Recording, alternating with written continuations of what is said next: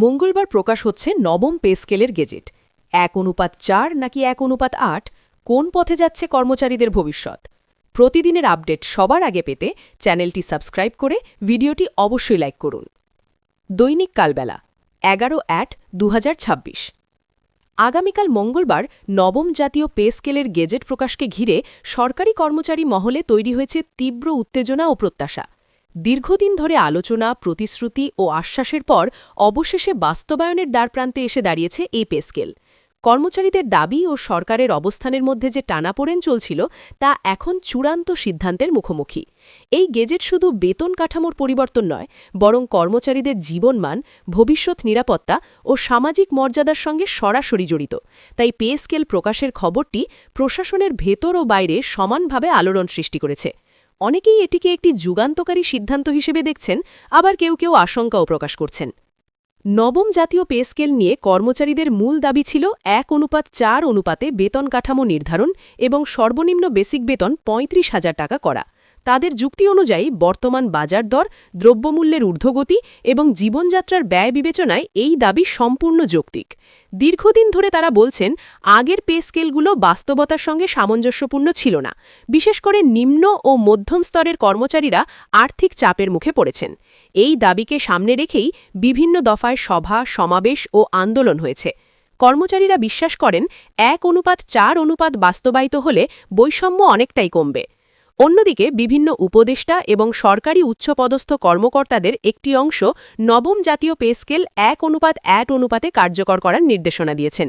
তাদের বক্তব্য অনুযায়ী রাষ্ট্রের সামগ্রিক আর্থিক সক্ষমতা, বাজেট ঘাটতি এবং দীর্ঘমেয়াদী অর্থনৈতিক পরিকল্পনার বিষয়টি বিবেচনায় রাখতে হবে।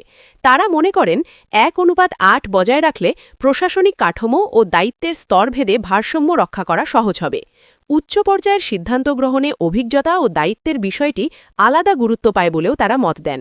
এই দুই ভিন্ন অবস্থানের কারণেই পুরো বিষয়টি নিয়ে অনিশ্চয়তা তৈরি হয়েছে। গেজেট প্রকাশের আগে পর্যন্ত এই দ্বন্দ্ব আলোচনার কেন্দ্রে ছিল। এই পে স্কেলের আরেকটি গুরুত্বপূর্ণ দিক হল বিভিন্ন ভাতা ও অতিরিক্ত সুবিধা।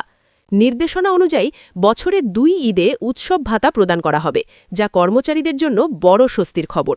উৎসবের সময় অতিরিক্ত খরচ সামাল দিতে এই ভাতা গুরুত্বপূর্ণ ভূমিকা রাখবে।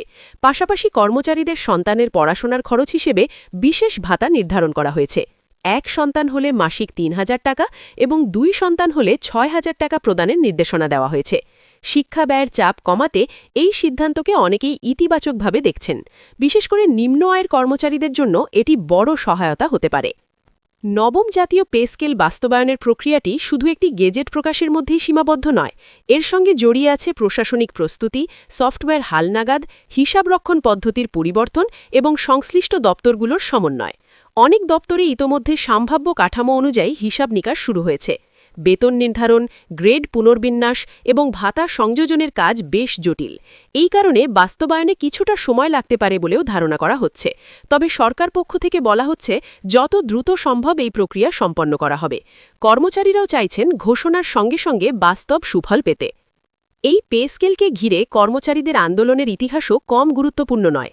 গত কয়েক মাসে বিভিন্ন সংগঠন একাধিক কর্মসূচি পালন করেছে। সভা, স্মারকমম্পি প্রদান এবং আলোচনা সভার মাধ্যমে তারা তাদের দাবির কথা তুলে ধরেছেন। অনেক সময় শান্তিপূর্ণ আন্দোলন হলেও উত্তেজনাকর পরিস্থিতিও তৈরি হয়েছে। কর্মচারীরা বারবার বলেছেন, এটি শুধু বেতনের প্রশ্ন নয়, এটি ন্যায্যতার প্রশ্ন। তাদের মতে দেশের উন্নয়নে সরকারি কর্মচারীদের অবদান অস্বীকার করা যায় না, তাই তাদের জীবনমান নিশ্চিত করা রাষ্ট্রের দায়িত্ব। এই আন্দোলনের চাপই সরকারকে দ্রুত সিদ্ধান্ত নিতে বাধ্য করেছে বলে অনেকে মনে করেন। অর্থনৈতিক বিশ্লেষকদের একটি অংশ নবম জাতীয় পে স্কেল নিয়ে ভিন্ন মত পোষণ করছেন। তাদের মতে হঠাৎ করে বড় আকারের বেতন বৃদ্ধি মুদ্রাস্ফীতির ওপর প্রভাব ফেলতে পারে। সরকারি ব্যয় বেড়ে গেলে বাজেট ব্যবস্থাপনায় চ্যালেঞ্জ তৈরি হতে পারে। তবে তারা এটাও স্বীকার করছেন, দীর্ঘদিন ধরে বেতন কাঠামো সমন্বয় না হলে কর্মচারীদের মধ্যে অসন্তোষ বাড়ে। এই অসন্তোষ প্রশাসনিক দক্ষতায় প্রভাব ফেলতে পারে। তাই একটি ভারসাম্যপূর্ণ সিদ্ধান্তই সবচেয়ে গুরুত্বপূর্ণ। পে স্কেল এমন হওয়া উচিত যাতে কর্মচারী ও রাষ্ট্র উভয়ই লাভবান হয়। নবম পে স্কেলের চূড়ান্ত বাস্তবায়ন হলে সামাজিক প্রভাবও লক্ষ্য করা যাবে।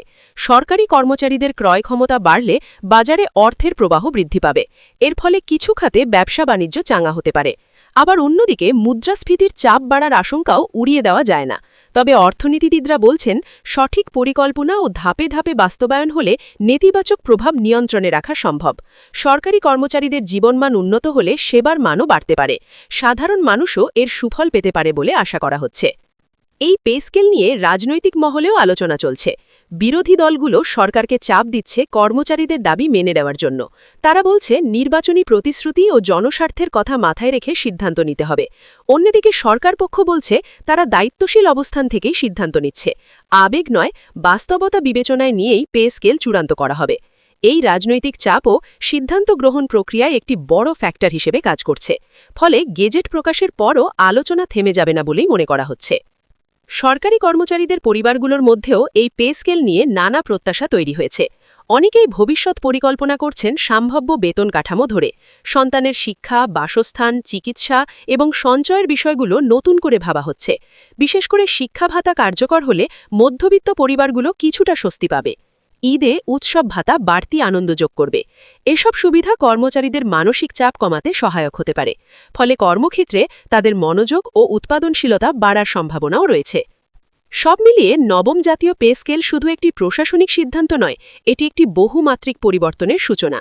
বেতন, ভাতা, অনুপাত এবং সুবিধার প্রশ্নে যে সিদ্ধান্তই আসুক তা দীর্ঘদিনের জন্য প্রভাব ফেলবে। কর্মচারীরা আশা করছেন তাদের ন্যায্য দাবির প্রতিফলন গেজেটে থাকবে। সরকারও চাইছে একটি গ্রহণযোগ্য ও টেকসই সমাধান দিতে। আগামীকাল গেজেট প্রকাশের পর অনেক প্রশ্নের উত্তর মিলবে, তবে বাস্তবায়নের পথে নতুন আলোচনাও শুরু হতে পারে। দেশের প্রশাসনিক ইতিহাসে নবম জাতীয় পে স্কেল একটি গুরুত্বপূর্ণ অধ্যায় হয়ে থাকবেই।